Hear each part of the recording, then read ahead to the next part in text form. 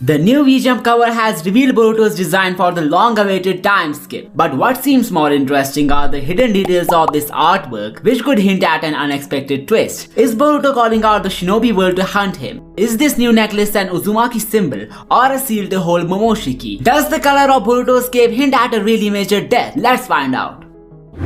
With the reveal of the new Boruto artwork, it's finally confirmed that it's gonna be a 3-year time skip instead of a smaller one. While I still believe we might get to see this panel of Kawaki in the flashbacks, but anyway, the new design of Boruto has got everyone's attention on the internet. The drip looks pretty unreal and no one expected Kishimoto to go into so much detail while drawing him. Comparing this art to his early days of Boruto, he has definitely improved a lot with his art style. Coming on to the hints about the story that we get from this design. The cape worn by Boruto does not belong to Sasuke cause it's pink in color from inside. However, the shirt is apparently the one worn by his master in the early days of Shippuden. It could be that Sasuke has a hideout similar to Orochimaru where he took Boruto and provided him the new outfit. The reason Boruto is wearing a glove only in his left hand is probably because the other glove is worn by Sasuke in his right hand. It most likely reflects their student-teacher relationship rather than a medium of hiding Boruto's karma. Well, Boruto hiding his karma won't make any sense either cause the karma scar on his chest is visible to everyone. It could be that Boruto has grown so bold and powerful that he does not fear the shinobi world hunting him down. After all, he's an Otsutsuki at this point and not even the 5 Kage are enough to stop him. The sword that he's using is completely different than the one possessed by Sasuke. It's obvious that Sasuke is the one who gave him this sword and we might get a full backstory on why he kept a spare sword at first place. Did he know that a situation like this could erupt in the future or was it just a mere coincidence? Well, time is gonna unveil the answers to these questions. There is even a clue in Boruto's outfit which hints at the death of his master. But before we get into that, let's look at the other Easter eggs hidden in his new apparel. First and foremost, there is a spiral necklace that Boruto is seen wearing alongside his bowl-shaped pendant. If I'm not mistaken, this shape resembles the Uzumaki clan symbol, which means Boruto is not hiding his identity and is fearlessly regarding himself as the Uzumaki heir. While Kawaki might tell everyone that the claims of Boruto where he says he is the son of Naruto are completely deceptive, the support of Sasuke might help Boruto in gaining a handful amount of supporters, like Orochimaru and all the past acquaintances of the Uchiha. Sasuke might have even stopped Boruto from revealing his chest or wearing the Uzumaki symbol, as that makes it easier for the world to identify him. But Boruto's relentless belief in his destiny made him stay open about his identity, which must have led to the duo facing a lot of enemies. There is even a reference of Himawari in this apparel. If you take a closer look, there is a sun emblem on one side of the outfit while a Konoha symbol can be seen on the other side. Some people said it could be a reference to Sarada since she has the sun eyes, but Boruto has not seen her Mangenkyu, so that doesn't make sense. Others assumed it to be a symbol of bond between him and Mitsuki. Mitsuki used to call Boruto his son, so this sun clip might be a reference to the same. However, the truth is that this clip belongs to Himawari and was shown in episode 266. It could be that Boruto has brought a similar sun emblem to remind himself of his sister. The fact that the episode was filler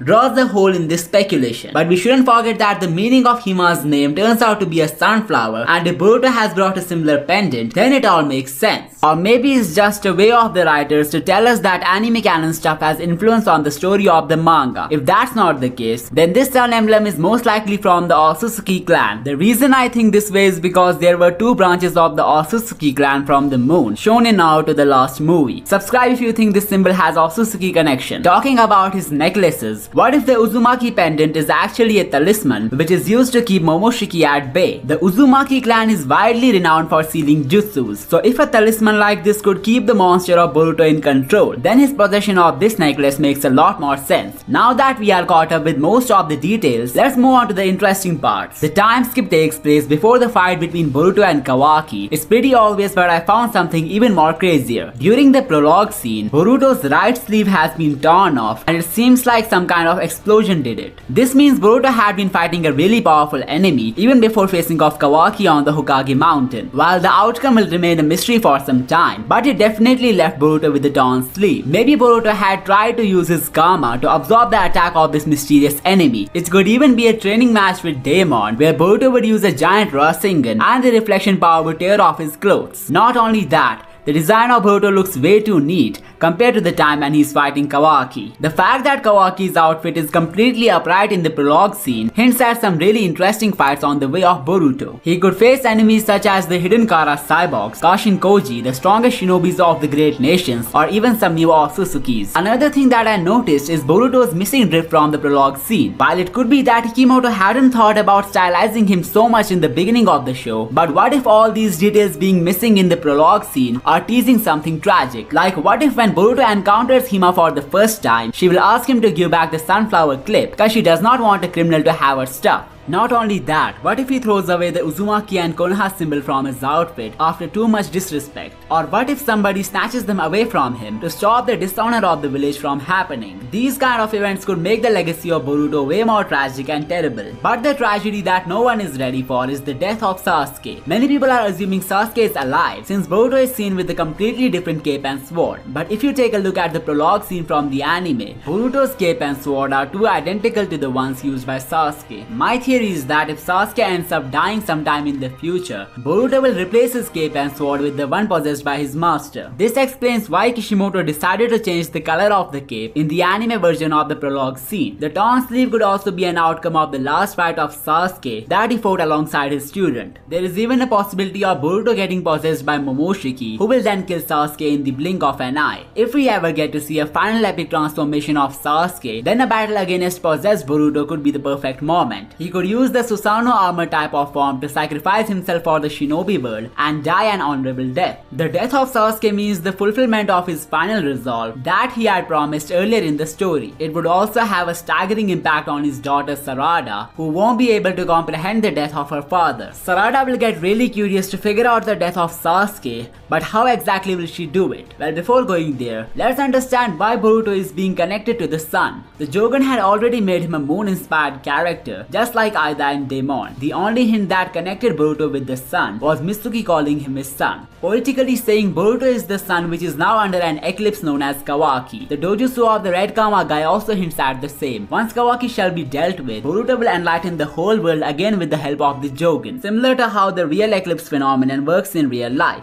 The shinobi world under the influence of Kawaki is nothing but a realm of darkness. Boruto has been prophesied to bring the light back to the world, and Sarada could be the one who will play a major role in his mission. As for how Sarada will help Boruto in saving the world, the very first thing she could do is keeping an eye on all the plots of Kawaki and pretending to be on his side. She could then somehow alert Boruto about the plans of Kawaki, and I feel like she is going to be the one who will notify Boruto about the destruction of the Konoha village. The other vital help that she could provide could be by using her Mangenkyo Sharingan. Sarada could have the unique Mangenkyo ability which deals with time manipulation. The reason I think this way is because her Mangenkyo is a bit similar to a clock. If you wanna find out more about it, check out this video and don't forget to subscribe for more amazing stuff. I will see you next time.